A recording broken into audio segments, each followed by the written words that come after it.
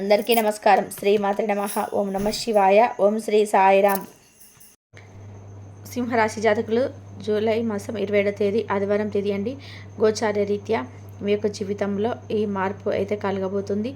ఈ రాశి వారికి ఈ రోజున మాత్రం ఫోన్ ద్వారా ఒక వ్యక్తి ఈ మాట చెప్తారు. ఏమిటి ఆ మాట, ఏం జరగబోతుంది అనేది విఫలంగా వీడియోలో అయితే తెలుసుకుందాం. ఏదైనా సరే ఒక విషయం గురించి చెప్పాలి అంటే కాస్త సమయం పడుతుంది. ఓపికగా ఎదురు చూస్తే మీకే అర్థమవుతుంది.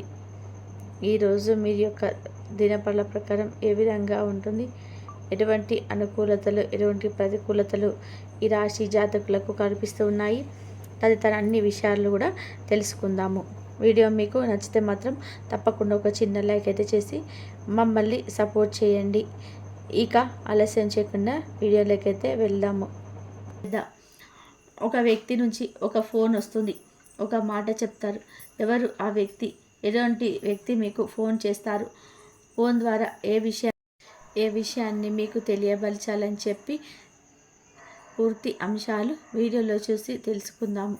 అలాగే ప్రతికూలతలు అనుకూలంగా మార్చుకోవడానికి ఈ రాశి జాతకులు చేసుకోవాల్సిన దేవత ఆరాధన, పాటించవలసిన పరిహారాల విషయాన్ని కూడా సవివరంగా తెలుసుకుందాము. ఈ రాశి జాతకుల యొక్క మనస్తత్వాన్ని ముందుగా మనం గమనించుకోవాలి. వీరి యొక్క ప్రత్యేక కష్టం, ప్రతి ఒక్క బాధ కూడా సుఖంగా తీసుకుంటారు. బంధాలకి, అనుబంధాలకి ప్రాధాన్యత ఇస్తారు. మేలు చేసిన వ్యక్తులను అస్సలు కూడా మర్చిపోరు, గుర్తుపెట్టుకుంటారు. కొత్త వ్యక్తులు పరిచయమైన పాత స్నేహితులను, పాత బంధాలను అస్సలు విడిచిపెట్టరు. క్రమశిక్షణతో నూతన విజయాల కోసం నిరంతరం మీరు ప్రయత్నం చేస్తూనే ఉంటారు.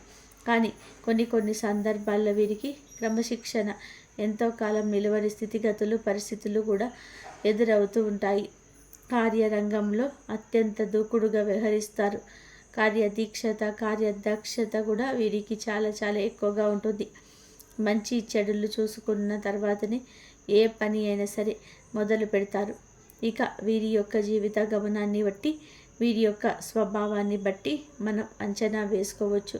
పరిస్థితులకు తగినట్టుగా చురుకుగా వ్యవహరించే స్వభావం ఈ రాశి జాతకుల యొక్క తత్వంగా చెప్పవచ్చు.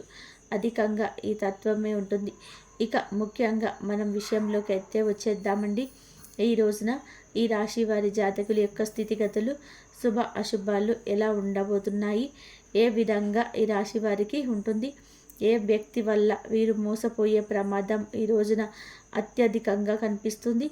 అలాగే ఒక వ్యక్తి ఫోన్ ద్వారా ఈ యొక్క మాట చెప్తారు అని ఉంది కదండి. ఆ వ్యక్తి ఎవరు అంటే కనుక అతిపెద్ద సమస్య మీకు ఎదురు కాబోతుంది. తస్మత్ జాగ్రత్త. మీరు చేసే ఒక చిన్న పొరపాటు ఆలోచించకుండా తీసుకునే ఒక నిర్ణయం ఏదైతే ఉందో అది మీకు లేనిపోని అవాంతరాలను, సమస్యలను అత్యధికంగా తెచ్చిపెట్టే అవకాశం ఉంటుంది. చాలా రోజుల మీ యొక్క చెడుని కోరుకున్న వ్యక్తులు ఎవరైతే ఉన్నారో వారు మీరు చేసే అటువంటి చిన్న మిస్టేక్స్ని గమనిస్తూ ఉన్నారు. వాటిని మీకు ఎదురు బాణంలాగా సంధిస్తారు. మిమ్మల్ని అవమానపరచడమే ధ్యేయంగా కంకణం కట్టుకొని ప్రయత్నం చేస్తున్నారు. ఒక పెద్ద సమస్య సృష్టించే ప్రయత్నం చేస్తారు. కాబట్టి మీరు చేసే ఏ పని ముందైనా సరే గణపతిని పూజించుకోండి. ఇష్టదైవ నామస్మరణ చేసుకొని మొదలు పెట్టండి. ఆచితూచి వ్యవహరించడం చాలా ఉత్తమం. అలాగే అనుభవజ్ఞుల సలహాలతో ముందుకైతే వెళ్ళడం సాధ్యపడుతుంది. ఈ రోజున అనేది మీరు గుర్తుంచుకోండి. నిర్ణయాలు తీసుకోవడం మంచిదే, కానీ ఆచితూచి తీసుకోండి. తగిన విధానంగా ప్రతి అంశంలో జాగ్రత్తలు తీసుకోండి. మీకు అత్యధిక లాభం అయితే ఉంటుంది. ఈ రోజున ఖచ్చితంగా మీరు తీసుకోవాల్సిన జాగ్రత్తలు ఏమిటి అంటే కనుక దీన ఫలితాల ప్రకారము చూసుకుంటే కంటితో చూసేది వాస్తవం కాదు. మీ జీవితంలో గొప్ప ఏమిటి లేదా మేలు ఏమిటి, ఇలాంటివి నేర్చుకుంటారు. మీ ముందరకు రాబోయే ఒక అవకాశాన్ని సద్వినియోగం చేసుకోవడానికి, ఒక అద్భుత ఫలితాన్ని పొందుకోవడానికి మీకు మేలుగా ఒక నిర్ణయం తీసుకొని అడుగు ముందుకైతే వేయండి. ఎవరు చెప్పిన మాటల్ని ఆలకించవద్దు. మీకంటూ ఒక ఆలోచన ఉంటుంది కదా, దాన్ని బట్టే నడుచుకోవని చెప్పడం జరుగుతుంది. అయితే ఈ రాశి వారి యొక్క వ్యాపారపరమైన జీవితం చూస్తే ఈ విషయాల్లో చాలా నష్టం చేశారు. కొంతమంది మిమ్మల్ని అసహనంగా మాట్లాడారు. అలాగే తక్కువ చేసి మాట్లాడారు. ఈ రోజున మీరు తీసుకునే నిర్ణయం మీకు భవిష్యత్తులో ఎంతో మేలు చేసి సమకూర్చే విధానంగా ఉండబోతుంది అని చెప్పుకోవచ్చు.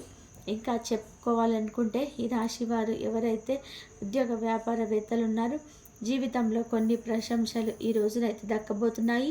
మీ యొక్క ప్రశంస కని విని ఎరగని రీతిలో మీ వద్దకు వస్తుంది. ఇలా ప్రశంసిస్తారు అని కూడా మీరు అసలు కూడా అనుకోరు. ఇక ఇప్పుడు ఈరోజు ఈ విధంగా అనుకూలంగా మారబోతుంది.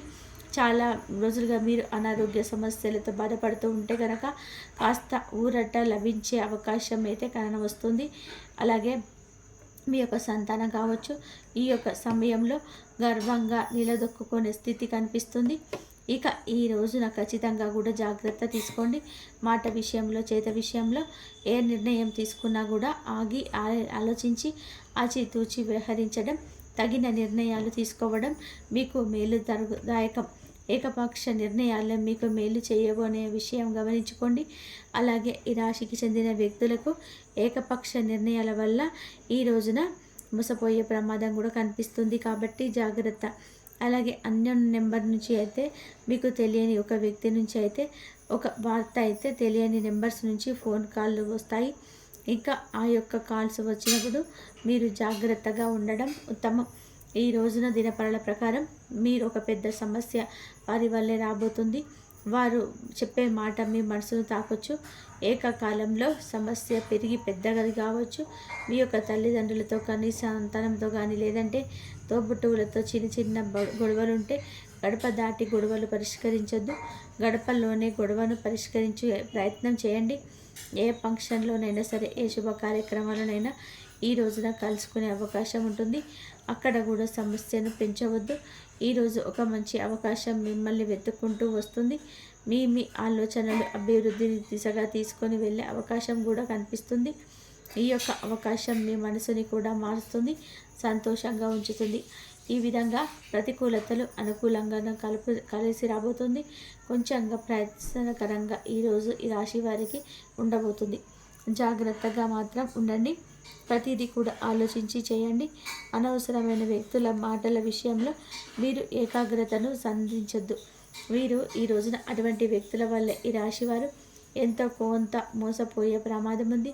కానీ ఎంతో కొంత వారి వల్ల నష్టపరిహారం చెల్లించాల్సి వస్తుంది. ఇలాంటి అంశంలో లోతైన విశ్లేషణ చేస్తుంది. ఒంటరిగా కూర్చొని ఆలోచించుకున్నా పర్వాలేదు. సూరిటీ సంతకాల విషయంలో కూడా ఆలోచించి ఆచితూచి నిర్ణయం తీసుకోండి. ఈ విషయంలో తీసుకునే ఆలోచనలు కూడా తీసుకునే నిర్ణయాలు కూడా మీకు నష్టాలు తెచ్చిపెట్టే విధానంగా ఉంటాయి. అప్రమత్తత దీత్యనైనా అవసరమే. చోర భయం కూడా కనిపిస్తుంది. ఈ అంశంలో కూడా తగిన జాగ్రత్తలు తీసుకోండి. మీ కోరికలు ఖచ్చితంగా కూడా నెరవేర్చుకోవడానికి ఇష్టదేవత ఆరాధన చేసుకోండి. ప్రతికూలతలు అనుకూలతగా మార్చుకోవడానికి నిత్యం కూడా శివారాధన చేసుకోండి. విష్ణు సహస్రనామ పారాయణము కూడా మీకు మేలు కలుగజేస్తుంది. శుభతిథి ఉన్న ఒక మంగళవారం నాడు హనుమంతుడికి పొడవాటి శాల్వను సంప్రదించండి. మీ ఆర్థిక స్తోమత అనుకూలిస్తే ఖచ్చితంగా కూడా ఒక పేదవాడికైనా సరే కడుపు నిండా భోజనం పెట్టండి, లేదా స్తోమతకు తగ్గట్టుగా దాన ధర్మాలు చేయండి. అపార పుణ్యఫలాన్ని ఖచ్చితంగా కూడా పొందుకుంటారు. ఇక ముందు జీవితంలో మీరు అతి త్వరలోనే అదృష్టాన్ని కూడా పొందుకోబోతున్నారు. ముక్కోటి దేవతల అనుగ్రహం మీకు కలగాలి అంటే తప్పకుండా గోమాత యొక్క ఆరాధన చేసుకోండి.